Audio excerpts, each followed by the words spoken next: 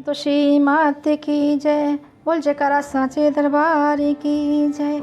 माँ भजन माला की छोटी सी बात में मैं नीतू सिंह आप सभी का बहुत बहुत अभिनंदन करती हूँ। सावन का महीना प्रारंभ हो चुका है और ये बहुत ही पावन महीना होता है।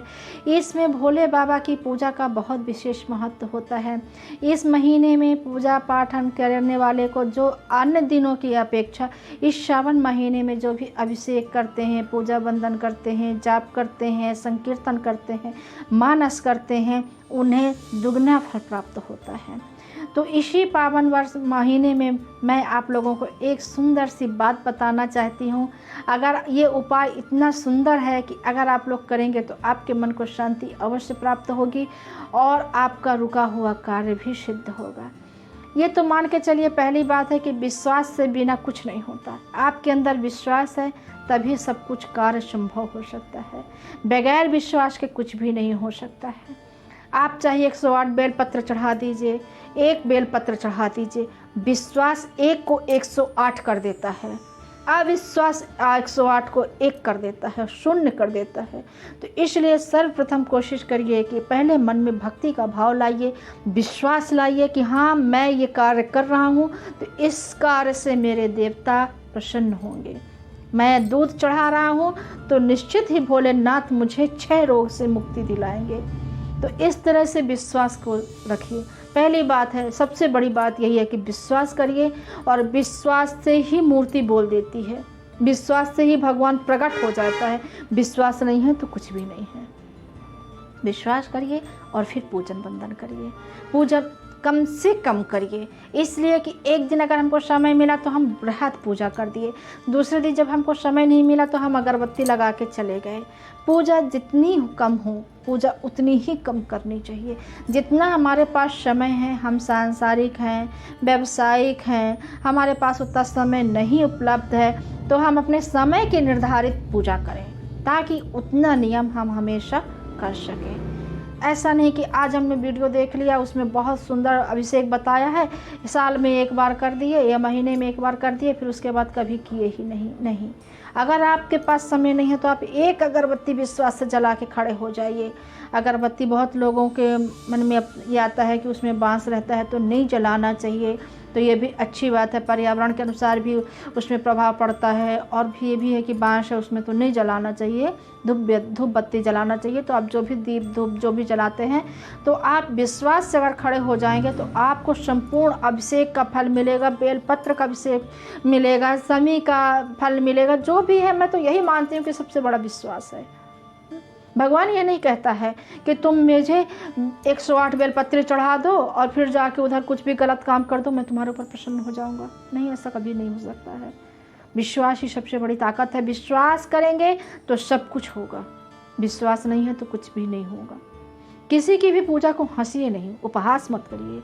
वो गलत करे, अच्छा करे, जैसा करे वो कर रहा है, आपको ये लग रहा है कि हाँ इसका मार्गदर्शन हमको कर देना चाहिए, यदि वो तैयार है मार्गदर्शन लेने के लिए तो नहीं। वेद पुराण में ये भी कहा गया है कि जिसे मार्गदर्शन नहीं लेना है, जिसे भक्ति नहीं है, जिसे भगवान की बातें नहीं अच्छी लगती हैं, उसको सामने भगवान की बातें या फिर अपने कुछ भी पूजा पाठ की बातें नहीं बतानी चाहिए। इसका दुष्प्रभाव आपके ऊपर आता है, आप पाप के फल भागी बनते हैं, पाप के भागी बनते हैं। इसलिए कोशिश करिए कि यदि सामने वाला सनातन धर्म को मानता है, भक्ति भाव है उसके अंदर, तो ही आप उसको क्या धर्म की बातें बताइए, सनातन धर्म की बातें बताइए, ठीक है ना। तो ऐसा करना चाहिए। तो सबसे बड़ी बात यही है कि पहले विश्वास लाइए, भक्ति लाइए और ये अटूट दृढ़ करिए कि हाँ मेरा ये कार्य सिद्ध होगा, आज नहीं तो कल, कल नहीं तो परसों, पर सिद्ध अवश्य होगा। तो सबसे बड़ी बात तो विश्वास है।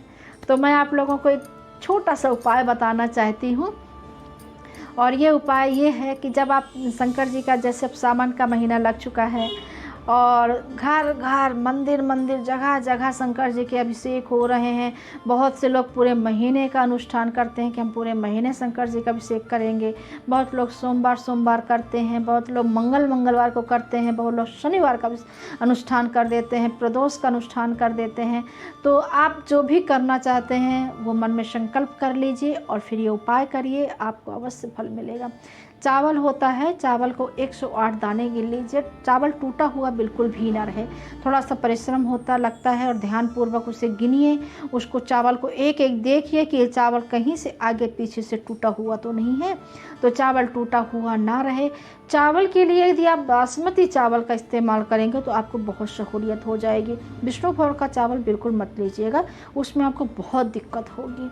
और आप HMT दुबराज है या फिर सबसे बढ़िया बासमती का चावल होता है, तो आप बासमती के चावल को या फिर कोई भी आपके पास जो चावल हो, यदि आप कर सकते हैं तो आप उसको ले लीजिए।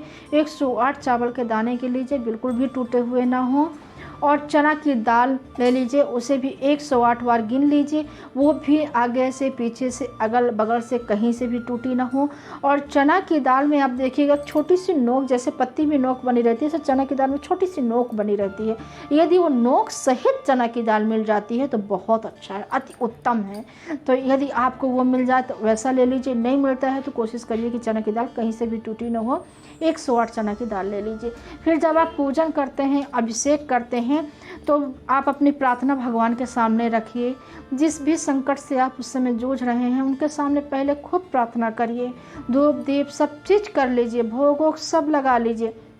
उसके बाद ये प्रार्थना है जो हम भगवान को अपने सुना रहे हैं, वंदना है जो हम भगवान के सामने कर रहे हैं। तो आपसे जैसे भी बंधन विनय बने आप कर लीजिए। और फिर चना की दाल को रख लीजिए या फिर चावल को रख लीजिए, पर दोनों अलग अलग होना चाहिए, एक साथ मिलाना नहीं है। तो आप चना की दाल को ले लीजिए और एक पुष्प रख लीजिए, कोई सभी पुष्प आपको जो भोले बाबा को चढ़ता है वो पुष्प ले लीजिए और उसको रख लीजिए। और फिर हाथ लगा के भगवान से खूब विनय करिए कि प्रभु इस काज हेतु मैं ये अनुष्ठान कर रही हूँ, क्योंकि ये थोड़ा सा कठिन भी होता है, समय भी लगता है। तो मैं ये अनुष्ठान कर रही हूँ, मेरा ये कार्य आप सिद्ध कर दीजिए। और फिर उन्हें त्राहिमाम त्राहिमाम त्राहिमाम ओम नमः शिवाय करके उनके शीश में अर्पण कर दीजिए, चढ़ा दीजिए। फिर इसी तरह से आप चावल को भी आप वंदन विनय करिए, उनसे खूब जितना बोल सकते हैं आप भगवान से अपने मन की बात है सब कुछ खोल के कह दीजिए। एक वही तो है जो आपको सुनता है, बाकी लोग तो आपको ही सुनाने लगेंगे।